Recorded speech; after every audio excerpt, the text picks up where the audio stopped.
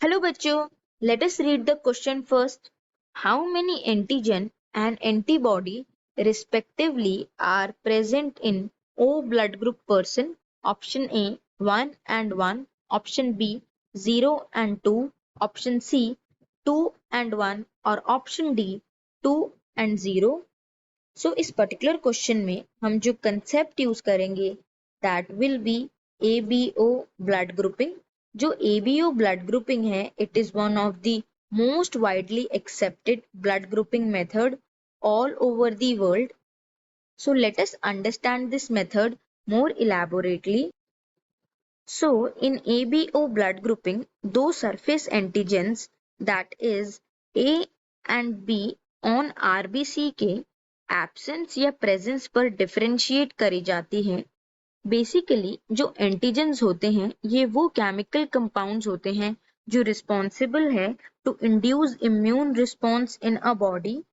सो basically अगर किसी person का ब्लड ग्रुप ए है विच मीन्स उस पर्सन के आरबीसी पे एक एंटीजन प्रेजेंट है that is named as antigen A जो रिस्पॉन्सिबल है for the blood group A and further उस पर्सन में जो एंटीबॉडीज प्रेजेंट होगी that will be antibodies against B antigen which means अगर उस पर्सन में बी एंटीजन का ब्लड ग्रुप एंटर करेगा तो बॉडी उसे ट्रीट करेगी as a foreign particle and उसके अगेंस्ट एंटीबॉडीज प्रोड्यूस करना शुरू कर देगी विच मीन्स अगर इफ मिसअंडरस्टैंडिंग में किसी पर्सन का ब्लड ग्रुप ए है और उसमें ब्लड ग्रुप बी को एंटर करवा दिया जाए तो बॉडी प्रोड्यूस करेगी antibodies against that particular antigen B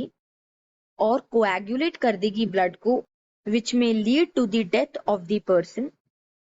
Similarly, the next blood group that is B, इस पर्टिकुलर ब्लड ग्रुप में आरबीसी पे एक एंटीजन देखा जाता है that is antigen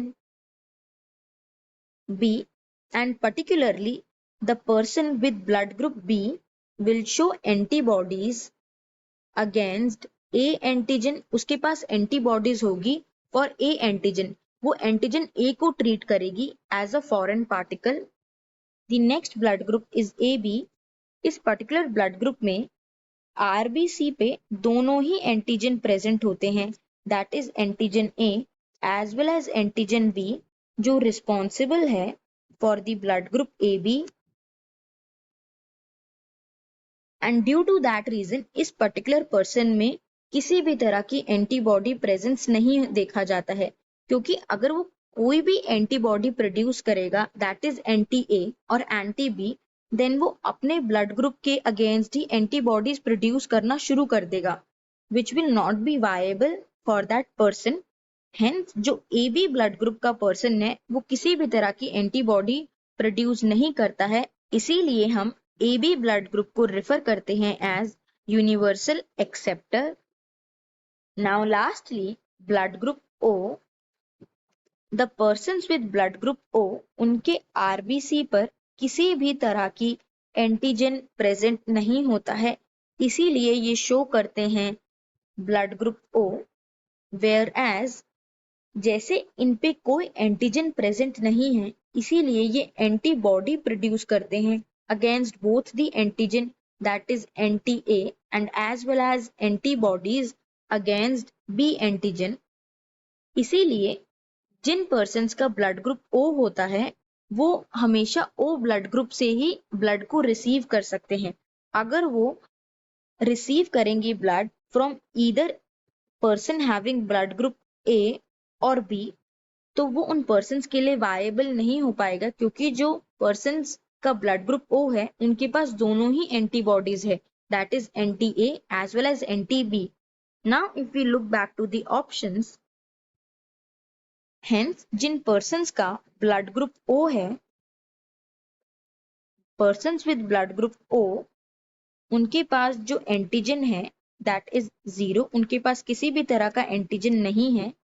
where as जो एंटीबॉडीज हैं they show both the antibodies that is anti A as well as anti B So they possess two antibodies, the persons with blood group O. Hence, the correct answer is option B, that is zero antigen and two antibodies are present in person with blood group O. So I hope you must have understood it well. All the best.